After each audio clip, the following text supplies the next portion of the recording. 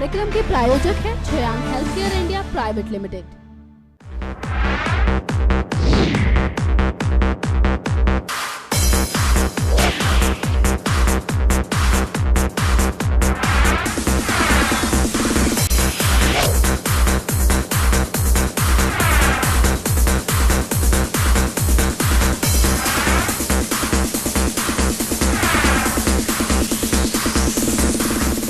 शुक्रवार आता है और अपने साथ मनोरंजन की भरमार लाता है।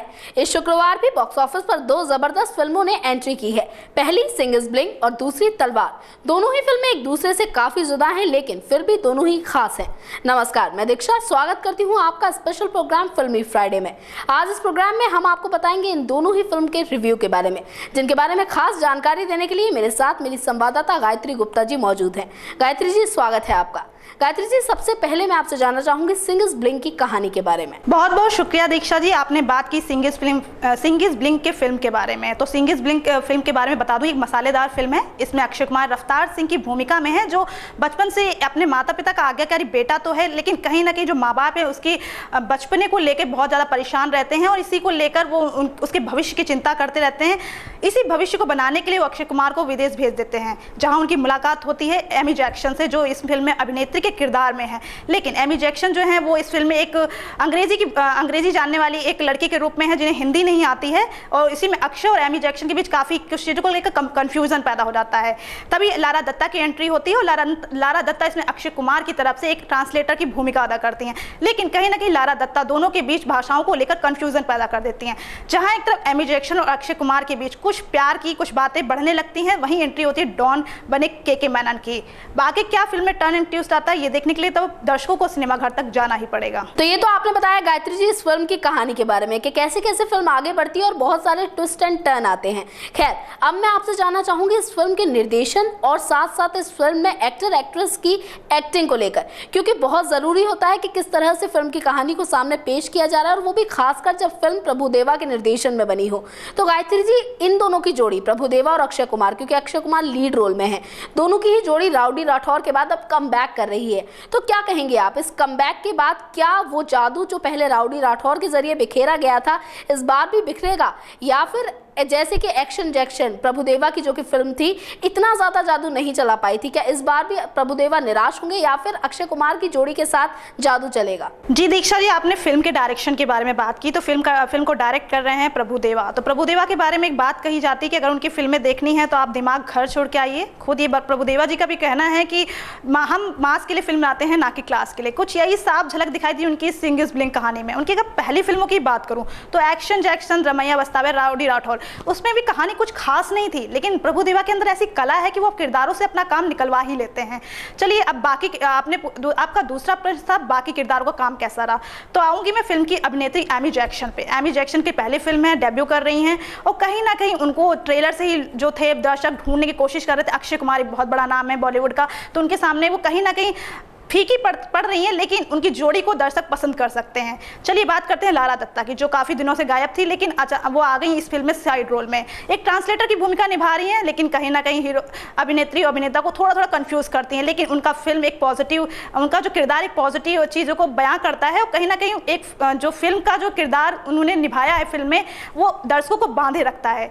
चलिए बात करते हैं डॉन की, जो के मैनन निभा रहे। के मैनन को हमने पहले कुछ सीरियस रोल में देखा है, लेकिन अचानक से वो डॉन के रोल में आते हैं और काफी गुदगुदाते हैं, कुछ कॉमेडी रोल भी प्ले करते हैं, जिससे वो दर्शकों को बांधे रखते हैं। बिल्कुल गायत्री जी, बहुत सही कहा आपने कि फिल्म के जो किरदार होते हैं वो डायरेक्टर के लिए बहुत जरूरी होते हैं, क्योंकि डायरेक्टर दर्शकों को जो दिखाना चाहता है वो अपने किरदारों के जरिए ही बयां कर सकता है, और अगर वो किरदार ही अच्छी भूमिका ना निभाए तो स्टोरी कहीं ना कहीं दर्शकों के दिलों को नहीं छुपाती। खैर, ये तो रही इस फिल्म के किरदारों की बात, डायरेक्शन की बात। अब मैं इस फिल्म के म्यूजिक का जिक्र करना चाहूंगी, क्योंकि म्यूजिक एक ऐसी चीज होती है जो कहीं ना कहीं फिल्म को दर्शकों के दिलों तक पहुंचाती है। अगर फिल्म का म्यूजिक हिट हो जाए तो फिल्में देखने के लिए तो दर्शक खींचे चले आते हैं।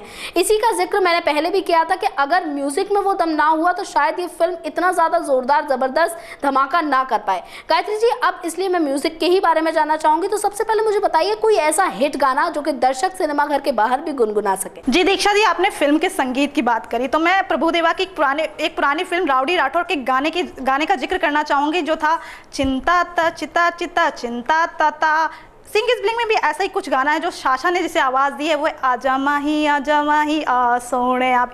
तो दोनों जो गाने हैं वो दर्शकों को लुभाने में काफ़ी सफल रहे हैं। और रही बात और गानों की, तो टूंग टूंग बजे जिसे स्नेहा खनवलकर ने लिखा है, और जो बाकी जो गाने कहीं ना कहीं वो निराश करते हैं दर्शकों को लुभाने में। बाकी अगर मैं फिल्म के डांस पर भी आना चाहूँगी कि प्रभुदेवा जो हैं वो एक कोरियोग्राफर हैं और वो अच्छे से अच्छा डांस अपने किरदारों से निकलवा लेते हैं। गायत्री जी, बहुत खूब जिक्र किया आपने प्रभुदेवा का म्यूजिक में, क्योंकि प्रभुदेवा का नाम जब जुड़ता है तो हम उन्हें इंडियन माइकल जैक्सन कहते हैं और कहीं ना कहीं उम्मीद करते हैं कि उनकी फिल्म में जो म्यूजिक या डांस जो भी होगा वो भरपूर होगा। हाँ, इस फिल्म ने शायद निराश किया, जैसे कि आपने कहा। खैर, अब मैं बात करना चाहूंगी दूसरी फिल्म तलवार की। तलवार एक ऐसी फिल्म है जो कि आरुषि हत्याकांड पर बनी हुई है और ये एक अहम और संजीदा मुद्दा है, जिससे कहीं ना कहीं दर्शक भी उम्मीद कर रहे हैं कि काफी ज्यादा अच्छी या उस फिल्म को जैसे भी लाया जाए, निखारा जाए, एक अच्छी तरह से कहानी को पेश किया जाए। तो गायत्री जी, सबसे पहले कहानी के बारे में मैं आपसे जानना चाहूंगी कि क्या जो चाहते थे वो इस कहानी ने दर्शकों को दिया है? जी दीक्षा जी, आपने फिल्म की कहानी की बात की, तो फिल्म एक संवेदनशील मुद्दे पर आधारित है। नोएडा के बहुचर्चित मर्डर हिस्ट्री पे बनी है ये फिल्म। आरुषि की हत्या कैसे हुई सभी जानते हैं, लेकिन उसको रुपहले पर्दे पर कैसे बेबाक से कैसे बुनना है, ये विशाल भारद्वाज और मेघना गुलजार ने कर दिखाया है। एक दर्शक जो उम्मीद करता है, जैसे कि आरुषि की कहानी सभी जानते हैं, क्या क्या घटनाक्रम उसके साथ है, क्या क्या हुआ, उसका माँ बाप और जो भी था, जो भी न्याय व्यवस्था चली इसके बीच, वो फिल्म से कैसे उतारना है, उसे कैसे पिरोना है, ये विशाल भारद्वाज और मेघना गुलजार की जोड़ी ने कर दिखाया है। अगर मैं बार बार जिक्र कर रही हूँ विशाल भारद्वाज और मेघना गुलजार का, तो विशाल भारद्वाज की पहली मूवीज़ की बात करूँ, जैसे कि उनकी ओमकारा, सात खून माफ, इश्कियाँ या कमीने जैसी फिल्मों की बात करूँ, तो उसकी भी जो पटकथा थी वो काफ़ी अच्छी थी, जिसमें कहीं ना कहीं दर्शकों को बांधने में और लुभाने में बहुत कारगर साबित हुए। मेघना गुलजार की अभी ये चौथी फिल्म है। डायरेक्टर के तौर पर उनकी बात करो तो फिलहाल और 10 कहानियां भी थी, लेकिन उसमें भी उन्होंने दर्शकों को लुभाने के लिए काफ़ी अच्छा मसाला डाला था। तो जो एक तलवार मूवी है, एक सत्य घटना पर आधारित है, जैसे कि अभी हाल फिलहाल आई थी दशरथ मांझी पे कहानी। तो दोनों फिल्मों की कहानी की तुलना भी करना चाहूँ तो दोनों कहानियां दर्शकों को लुभाने में बेहद सफल रही हैं। बिल्कुल गायत्री जी, जैसा कि आपने बताया कि फिल्म जो ये वाली फिल्म है, इसमें बहुत ज़रूरी था कि आप सत्य घटना को किस तरह से पर्दे पर पेश कर रहे हैं, और इसको कहीं ना कहीं कर दिखाया डायरेक्टर और प्रोड्यूसर दोनों ने ही, क्योंकि विशाल भारद्वाज ने इसकी पटकथा लिखी थी। और विशाल भारद्वाज, जैसे कि आपने भी जिक्र किया कि उनसे कुछ ज़्यादा उम्मीदें थी और कहा जा रहा था कि कैसे डायलॉग आखिर वो देते हैं, क्योंकि आरुषि हत्याकांड ये एक ऐसा मर्डर केस था जिससे शायद सभी रूबरू थे, और इसे अब आप अगर फिल्म जगत पर ला रहे हैं, अगर आप पर्दे पर उतार रहे हैं, तो आपके लिए चैलेंजिंग था कि कैसे आप उसे पेश करेंगे, किस तरह से आप न्याय करेंगे इस पूरी फिल्म के साथ, या आरुषि के कैरेक्टर के साथ, माँ बाप के कैरेक्टर्स के साथ, या फिर पुलिस की भूमिका के साथ। वो इस फिल्म ने बखूबी कर दिखाया, जैसे कि आपने ही कहा। तो अब मैं आना चाहूंगी किरदारों के ऊपर, क्योंकि बहुत बड़ा चैलेंज उनके लिए भी था, जैसे कि डायरेक्टर और प्रोड्यूसर के लिए था। तो किरदारों ने क्या उसे जस्टिफाई किया है, क्या वो दे पाए जो डायरेक्टर उनसे चाहते थे? जी दीक्षा जी, आपने फिल्म के किरदारों के बारे में पूछा, तो सबसे पहले मैं फिल्म की अभिनेत्री कोंकणा सेन शर्मा पे आऊंगी, जो बहुत समय बाद पहले पर्दे पे आ रही हैं। माँ की भूमिका निभाई है, तो जाहिर सी बात है उस दर्द को, एक बेटी की जो हत्या हो जाती है, उस दर्द को बयां करना पर्दे पे आसान नहीं होता, लेकिन कोंकणा सेन शर्मा उसमें न्याय करती हुई नजर आई हैं।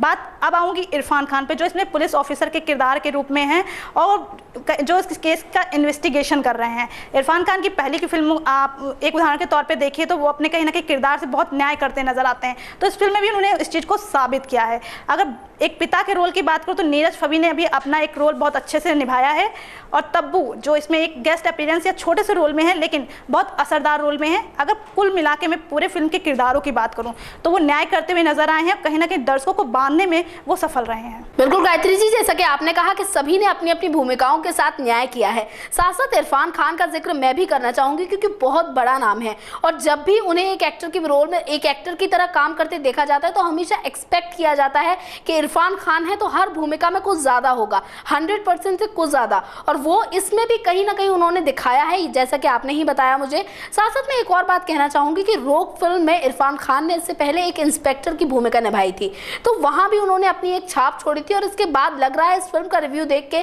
कि शायद इस फिल्म के बाद भी इरफान खान अपने पुलिस इंस्पेक्टर की वही छाप दर्शकों के दिल में दोबारा छोड़ेंगे। खैर, अब मैं बात करना चाहूंगी इस फिल्म के म्यूजिक पर, क्योंकि विशाल भारद्वाज ने इसका म्यूजिक खुद लिखा है, जैसा कि वो अपनी हर फिल्मों में करते हैं। तो इस फिल्म में क्या, क्योंकि म्यूजिक के लिए ज्यादा जगह नहीं थी, जितना भी वो दे सकते थे, जितना भी वो कर सकते थे, उसमें उन्होंने किस तरह का काम किया है, कैसा म्यूजिक है जो इस फिल्म को जोड़ पा रहा है, जो इस फिल्म की चीजों को सामने रख पा रहा है। गायत्री जी। जी दीक्षा जी, आपने फिल्म में संगीत देने की बात की, तो जैसा कि आपने ही कहा था कि फिल्म में संगीत देने की गुंजाइश बहुत कम थी, लेकिन विशाल भारद्वाज ने पूरी कोशिश की है फिल्म के अनुसार संगीत देने की, और जिसमें वो पूरी तरह से सफल रहे हैं। वैसे दीक्षा जी, आपने फिल्म को रेटिंग देने की बात नहीं की, लेकिन मैं फिल्म को 5 में से 4 पॉइंट देना चाहूंगी। और मैं अंत में यही कहना चाहूंगी, जो दर्शक सत्य घटना पर आधारित फिल्में देखना पसंद करते हैं, उनके लिए ये जो फिल्म है बहुत अच्छी साबित होगी। बिल्कुल, बहुत सही कहा गायत्री जी आपने कि दर्शकों के एक लंबे इंतजार को खत्म कर रही है ये फिल्म, और काफी खूबसूरती के साथ खत्म करती नजर आ रही है, क्योंकि बहुत ज्यादा एक्सपेक्टेशन थी, काफी समय से चर्चाओं में थी ये फिल्म, और अब जैसे कि आई है तो हम देख ही रहे हैं कि किस तरह से दर्शक इससे अपने आप को आकर्षित हो रहे हैं और कितनी अच्छी तरह से इस फिल्म को ले रहे हैं। कहीं ना कहीं निर्देशक की बात करें, प्रोड्यूसर की बात करें, या फिर सभी किरदारों की बात करें, तो सभी ने इस फिल्म को पूरी तरह से जस्टिफाई किया है और वो देने की कोशिश की है जो वाकई में इस फिल्म की जरूरत था, जो इस फिल्म की थीम थी, जो इस फिल्म की मांग थी, वो सभी ने देने की पूरी कोशिश की। साथ साथ सिंगिस ब्लिंग के बारे में भी बात करना चाहूंगी कि वो फिल्म भी काफी अच्छी है, आप जाएं तो एक बार देखकर आ सकते हैं। कॉमेडी देखनी है तो उसे देखने जाइए, और सच्चाई पर आधारित फिल्म देखनी है तो तलवार देखने जाइए। ये था आज का हमारा फिल्मी फ्राइडे, दोनों ही फिल्मों को लेकर, और दोनों ही फिल्में अपनी अपनी जगह सही हैं, सकारात्मक है और बहुत अच्छी हैं, दर्शकों को लुभाने का काम भी कर रही हैं। आज के इस प्रोग्राम में बस इतना ही। अगली बार फिर आपसे मुलाकात करेंगे अगली फिल्मी रिव्यू के साथ, लेकिन तब तक के लिए नमस्कार। इस कार्यक्रम के प्रायोजक है छोयांग health care India private limited.